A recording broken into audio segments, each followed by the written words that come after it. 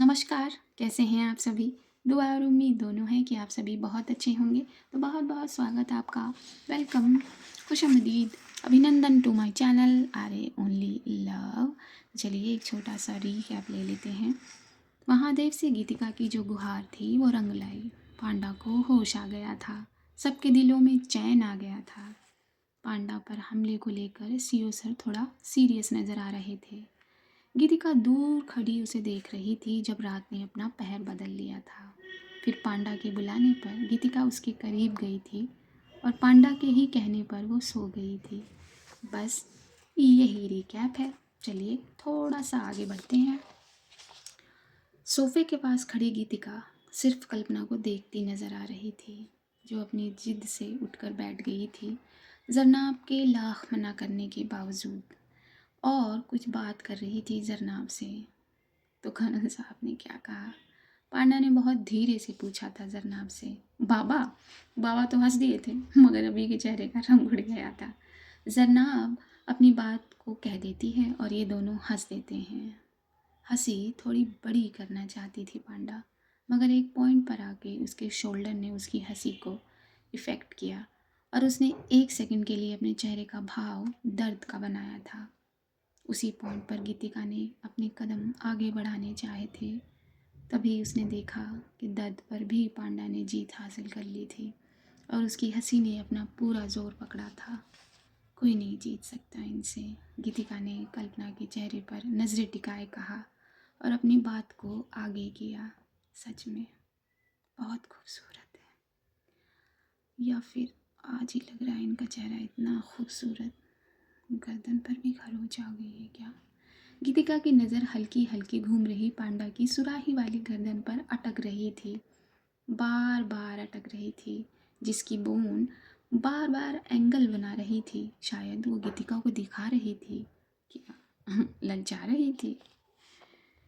जब जब पांडा अपनी नज़रें गीतिका पर कर रही थी या इस तरफ कर रही थी, तब तब गीतिका की नज़रें नर्वस होकर इधर उधर देखने लग जा रही थी।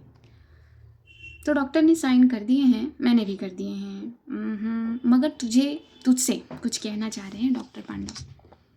अभी के कदम अंदर की तरफ थे और उसके साथ डॉक्टर भी थे।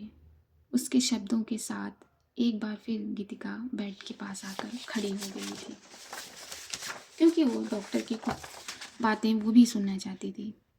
अब क्या कहना है doctor? I am absolutely fine. Panda ने अपनी आंखें बंद करते हुए गर्दन को राइट साइड झुकाया था। दैट्स गुड, अच्छा है ये attitude. I understand, once a fighter always a fighter, मगर फिर भी एक नर्स को आपके साथ भेजा जाएगा। डॉक्टर डॉक्टर इतना ही कह पाते हैं कि कल्पना उनका नाम ले पड़ती है और फिर से अपनी बात को आगे करती है। प्लीज़ डॉक्टर, ये नहीं, प्लीज़ आई मैनेज, मुझे ज़रूरत नहीं है। डॉक्टर कोई फ़ायदा नहीं है, ये मानने वाली नहीं है। वैसे भी हम हैं ना, कोई भी नीड या क्वेरी होगी विल कॉल यू। अभी ने पांडा का साथ देते हुए डॉक्टर से कहा था, वैसे ये मैं करता नहीं हूँ, लेकिन आप लोगों से जीता भी तो नहीं जा सकता। डॉक्टर की ये बात मन में ही अग्री कर रही थी गीतिका। ओके, ले जाइए, लेकिन हाँ, गाड़ी संभाल कर चलाइएगा, चाहे जो भी चलाए। शोल्डर में कोई ठेस ना लगे एंड मेक श्योर ज़्यादा मूवमेंट ना हो, डॉक्टर ने चेताया था सभी को। डॉक्टर ये कितने दिन होगा? बिकॉज मेरे जेट, मैं उनसे दूर नहीं रह सकती ज़्यादा दिन तक। पांडा की बात पर अभी तो चुप था, मगर गीतिका ने उसे घूर कर देखा था। यस, ये तो रिकवरी पर डिपेंड करता है, और मैं इतना ज़रूर कहूँगा कि ये जख्म ज़्यादा परेशान नहीं करेगा आपको, कर ही नहीं पाएगा। गीतिका इस बार डॉक्टर को भी घूरती नज़र आ रही थी। और इन सारी बातों के बाद ये अब चलने लगे थे बाहर की तरफ। वक्त हो गया था चलने का। कल्पना ने अपने कदम धीरे धीरे लेना शुरू किए थे। अभी पकड़ते क्यों नहीं है इन्हें? गीतिका को डर था कहीं लड़खड़ा ना जाए पांडा, इसलिए सॉरी, इसलिए वो पांडा के पीछे पीछे अपने कदमों को उसके कदमों से मिला रही थी। डोंट वरी गीतिका, वो नहीं गिरेगी। अभी ने हल्की मुस्कान के साथ गीतिका का डाउट क्लियर किया था। गीतिका ने बिना कुछ कहे अभी के चेहरे को देखा और कदमों को आगे की तरफ बढ़ाना जारी रखा था। रुक रुक रुक, वेट पांडा, मैं ओपन करता हूँ। पांडा कार का पिछला दरवाज़ा ओपन कर रही थी। तभी अभिनव ने उसे रोका और डोर ओपन करना चाहा। वाई, तू क्यों करेगा, हाँ? कल्पना ने ये कहकर डोर ओपन करके अभी को दिखाया। सी, मुझसे इसकी कोई दुश्मनी नहीं है। अभी ने मुंह बनाकर गीतिका को देखा था। वो शायद गीतिका को ये दिखाना चाहता था, ये समझाना चाहता था कि देखो, ये करने नहीं देगी। और उसके इशारे को गीतिका समझ गई। जिद्दी, बहुत जिद्दी है, जिद्दी पांडा। गीतिका ने बिना लबों को खोले अपने आप से कहा था। कल्पना हल्का सा झुककर गाड़ी में बैठ गई थी। अभी ड्राइविंग सीट पर बैठ गया था और उसने अपनी आंखों से इशारा किया था जरनाब को उसके पास आकर बैठ जाने का। वैसे इन दोनों को ज़्यादा इशारेबाजी करने की ज़रूरत नहीं पड़ी थी, क्योंकि गीतिका घूमकर पहले ही कल्पना वाली सीट का डोर ओपन कर चुकी थी। तभी पांडा ने उसकी तरफ देखा और गीतिका ने कल्पना को देखा और इन दोनों की आंखों ने फिर से डोरी कस ली थी एक दूसरे के साथ। गीतिका की आंखों में एक अजीब सी कशिश थी आज, जो कल्पना के दिल को खींच रही थी। चलें, अभय की पुकार ने इनकी आंखों के खिंचाव को फिलहाल के लिए तोड़ दिया था। हाँ, ये कहकर गीतिका अंदर बैठी और डोर बंद किया। आराम से, ब्रेनलेस। और शायद कल्पना को वो टच कर गई थी एकदम से, या फिर कल्पना का ये नाटक था। आई एम सॉरी, ज़्यादा तो नहीं लगी ना? गीतिका सीधी हो गई थी पांडा के सामने ये पूछते हुए। चल अभी, जल्दी स्टार्ट कर गाड़ी। कल्पना ने गीतिका की फिकर पर एक स्माइल दी, सार्कास्टिक वाली, और अपनी जगह से थोड़ा पीछे की तरफ हुई। थोड़ा गैप लेके बैठिए, बहुत जगह है गाड़ी में भाई। कल्पना की बात ने गीतिका को चिढ़ा दिया था फिर से एक बार, हर बार की तरह। मगर गीतिका ने इस बार अपने चेहरे तक ही रखा था इस चिड़चिड़ेपन को और चुपचाप पांडा से थोड़ी दूरी बना ली थी। ये देखकर कल्पना मुस्कुरा दी थी और इसकी ये बात नोट कर गई थी कि कल्पना अभी कार ड्राइव करते करते जन्नाब को प्यारी आंखों से देख रहा था, जो जरनाब के गालों को लाल कर रहा था। और उसके लाल रंग में अभी ने इजाफा कर दिया था जरनाब का हाथ पकड़कर। पांडा ने अपने बैग को थोड़ा एडजस्ट करना चाहा, मगर कार की चाल पर थोड़ा मुश्किल हो रहा था। गीतिका ने ये देखकर कल्पना की तरफ अपने दोनों हाथों को बढ़ाना चाहा, मगर वो डर रही थी कि कहीं कल्पना उसे मना ना कर दे। लेकिन जब उसने देखा कल्पना को थोड़ा बैग का सहारा चाहिए, वो थोड़ा सा एडजस्ट होना चाहती है, थोड़ा सा डिस्कम्फर्ट फील कर रही है, तो उसने अपने डर को कार के बाहर फेंका और फट से अपने दोनों हाथों में कल्पना के शोल्डर को पकड़ लिया था। तभी पांडा ने अपना चेहरा ऊपर किया तो उसकी नज़र गीतिका के चिन्ह के पहरेदार पर पड़ी और बस वहीं रुक गई। गीतिका ने अपने हाथों में थोड़ा बल दिया और कल्पना ने उसके बल को बढ़ाने का कोई ऐसा काम नहीं किया था। उसने गीतिका के हाथों के इशारों पर अपनी बॉडी को एडजस्ट कर लिया था। जैसे बैठना चाहती थी वो, वैसे बैठ गई थी। गीतिका ने पीछे होते हुए अपनी नज़र कल्पना पर की थी और एक बार फिर से आंखों ने अपनी चाल चली और फिर से एक दूसरे को डोरी में बांध लिया था। गीतिका की सांसें तेज चलनी शुरू हो गई थी, क्योंकि पांडा की सांसें उसके गालों पर पड़ रही थी जो बहुत गर्म थी। और पांडा का हाथ गीतिका की कमर पर चला गया था, जैसे खुद ब खुद। इसका एहसास गीतिका को बाखूबी हुआ और उस पर ही उसने एक नर्वस हो जाने वाला घूंट कटका। तभी अभिनव ने कार के ब्रेक को ज़रा ज़ोर से दबा दिया, जिससे गीतिका झटके से कल्पना पर गिर रही थी। अब उसके कंधे पर गिर न जाए गीतिका, उसमें कोई ठेस ना आ जाए, इसलिए उसने अपने आप को संभालना चाहा। मगर ऐसा हुआ नहीं, क्योंकि पांडा ने गीतिका की कमर को पकड़ा हुआ था, इसलिए वो सीधा उसके चेहरे पर आकर गिरती है, जिससे गीतिका के लिप्स झट से पांडा के लिप से टकरा जाते हैं। और उसी वक्त, जिस वक्त ये दोनों के लव एक दूसरे से टकराए थे, उसी सेकंड के अंदर ये दोनों अपनी आंखें बंद कर चुके थे और गीतिका फट से दूर हो चुकी थी कल्पना से। जब इनके होंठ टकरा गए थे तभी पांडा ने अपना हाथ उसकी कमर से हटा लिया था। अभी तू क्या कर रहा है? जान लेना चाहता है क्या? पांडा की बात पर गीतिका ने फट से उसे देखकर फट से अपनी नज़र बाहर कर ली थी। गीतिका की धड़कन बहुत तेज हो गई थी इस कार्य से। सांसें रुक कर चल रही थी और उसे डर भी लग रहा था। अगर उस वक्त पांडा उसे ढकेल देती तो क्या होता? शायद गीतिका यही सोच रही थी। वहाँ पांडा ने अपनी गर्दन ऊपर कर ली थी। हमेशा की तरह उसने अपनी गर्दन को ऊंचा कर लिया था, अपने सीधे पैर को उल्टे पैर पर रख लिया था और जरनाब से बुक मांगी थी। सामने पड़ी थी उसकी बुक और उसको लेकर वो पढ़ने लगी। तभी एक नज़र चुरा कर उसने गीतिका को देखा और मुस्कुरा दी। और कल्पना ने अपने मुस्कुराते हुए लबों को और अपनी चमकती हुई आँखों को अपनी किताब में किया। थोड़ी देर के सफ़र के बाद ये लोग पांडा के घर पहुंच गए। गीतिका कार से उतर गई। वो पीछे मुड़ी और अपने सीधे हाथ की हथेली को कल्पना के सामने किया, जैसे एक बार कल्पना ने उसके लिए किया था। उसकी हथेली को देखते हुए पांडा की नज़रें गीतिका पर पड़ती हैं। अभी और जरनाब पहले ही गाड़ी से उतर चुके थे। गीतिका के शब्द तो नहीं आए थे, मगर उसकी नज़रों में इसरार था और पांडा ने उन्हें देखते ही अपनी हथेली को गीतिका के हाथ पे रख दिया था। गीतिका ने उसे कस के पकड़ा और पांडा उसका हाथ पकड़े अपने आप को कार से बाहर निकाल लेती है। जरनाब और अभी एक साथ खड़े इन दोनों को देख रहे थे।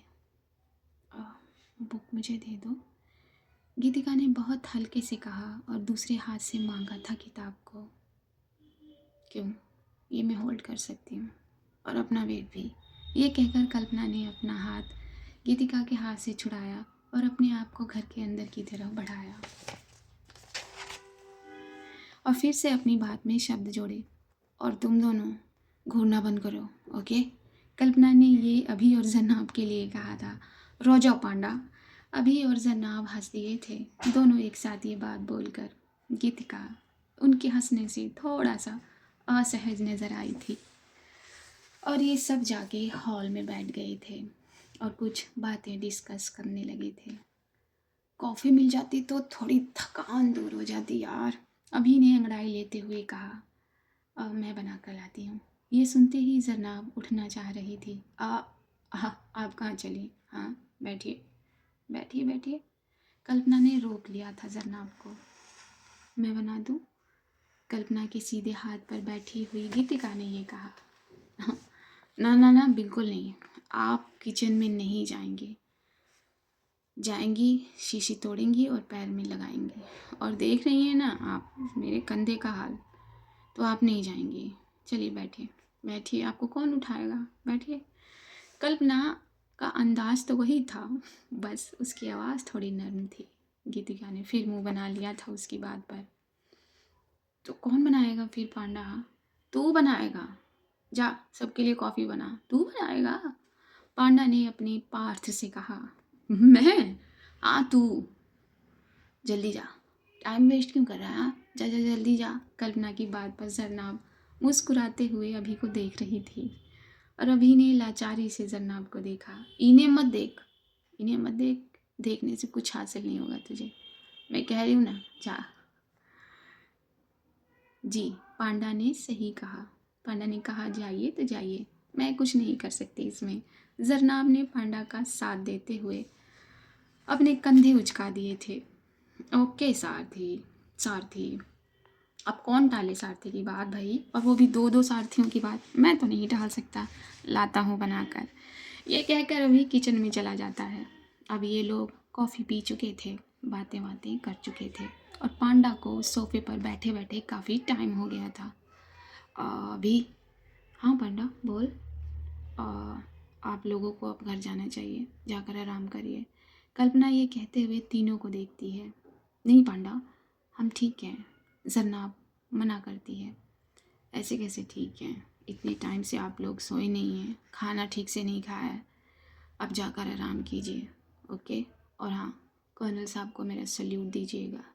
चलिए अब टाइम वेस्ट मत करिए, चलिए जल्दी जाइए।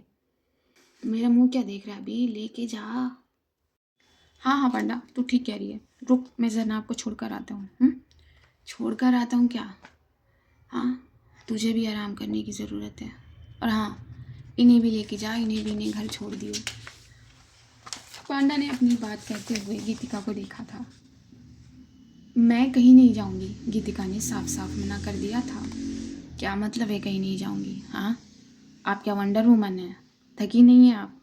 कल्पना ने अपनी गर्दन 90 डिग्री घुमाकर गीतिका से कहा था। नहीं, वो तो आप है ना, मैं तो नॉर्मल वुमन हूँ।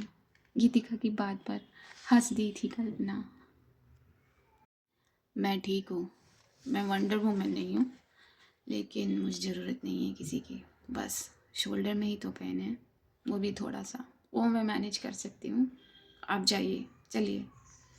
मगर पांडा डॉक्टर ने अभी बात मान, प्लीज़ जनाब को लेके जा। पांडा ने अपनी आंखों से भी अभी को कुछ इशारा किया था और अभी उसके इशारे को समझ गया था। ठीक है, मैं दोनों को छोड़ के आता हूँ, यहीं आऊँगा मैं, ओके? अब तेरी कुछ नहीं सुनूंगा। अभी ने सीधी बात कर दी थी इस बार। ओके बाबा, अब अपने नेविगेटर को कैसे कैसे रीएंगेज करूँ मैं? कल्पना ने अपनी रजामंदी दे दी थी इस बार अभी को। मैंने कहा ना मैं नहीं जाऊँगी। अब गीतिका ने अपनी बात जोड़ी। अभी आप प्लीज़ जनाब को लेके जाओ ना, प्लीज़। गीतिका ने भी अपना मुंह बनाकर एक इशारा किया था अभी को। अभी फिर से उसका भी इशारा समझ गया था। मैं कहाँ फंस गया? ठीक है ठीक है। अभी उसके चेहरे को देख के कुछ देर खामोश रहकर अग्री कर जाता है। अरे तू मान गया? लेके जाने इनको भाई। Bye bye. अभी चुपचाप जन्नाब का हाथ पकड़ता है और यहाँ से भागता नजर आता है। अब ये दोनों एक दूसरे को देख रहे थे। आप क्यों नहीं गई? हाँ, पांडा ने अपनी आंखें बड़ी करनी चाहिए। क्यों जाऊँ? मैं नहीं जाऊँगी। अरे ये मेरा घर है, आप भूल रही हैं क्या ब्रेनलेस? चलिए जाइए, मैं ऊंची आवाज़ नहीं करना चाहती। जाइए। कल्पना ने फिर से गुस्सा दिखाना चाहा था। कल्पना की इस बात पर गीतिका का वही वाला भाव आया था। वो हर बार की तरह चिढ़ गई थी और उसी चिढ़ में वो बोल रही थी, कर करके दिख करके दिखाई ऊंची हो। ये कहते हुए गीतिका सामने आना चाहती है कल्पना के, मगर कदम लेते हुए उसकी नी हल्का सा फोल्ड हो जाती है, जिससे वो डिसबैलेंस हो जाती है और घूमते हुए वो कल्पना की गोद में जाकर गिर जाती है। उसके गिरते ही पांडा उसे ज़ोर से पकड़ लेती है। तो इसलिए आप यहाँ रुकना चाहती थी?